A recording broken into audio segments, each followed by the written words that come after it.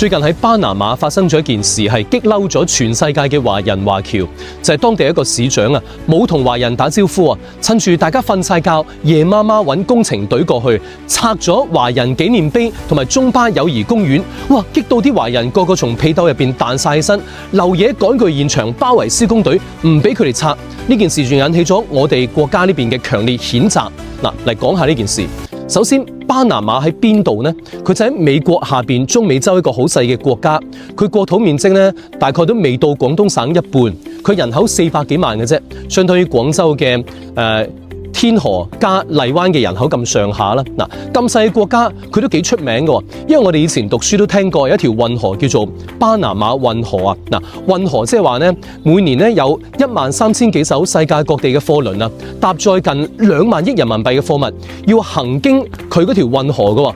所以呢條運河咧係好賺錢嘅，係養活咗巴拿馬成個國家。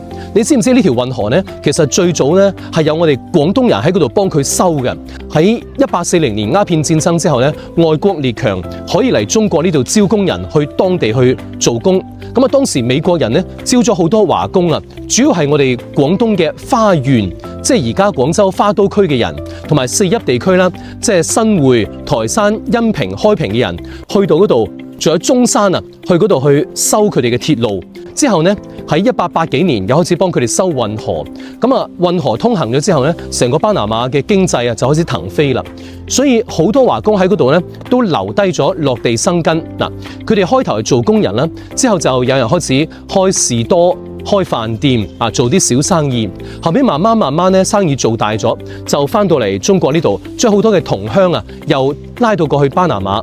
所以你知道而家喺廣州嘅花都區嗰度啊，係有巴拿馬村㗎。喺今時今日嘅巴拿馬呢，10個人裏邊就有1個係廣東人啊。你識講粵語同埋客家話呢，撈得掂㗎。當地將3月30號定為華人日，仲將春節定為法定假日。嗱，華人做咗咁多嘢，所以呢就立咗一塊華人紀念碑同埋中巴友誼公園，紀念華人嘅歷史。所以如果冇華人嘅話，就冇巴拿馬繁榮嘅今日。唔知呢條視頻會唔會傳到巴拿馬呢？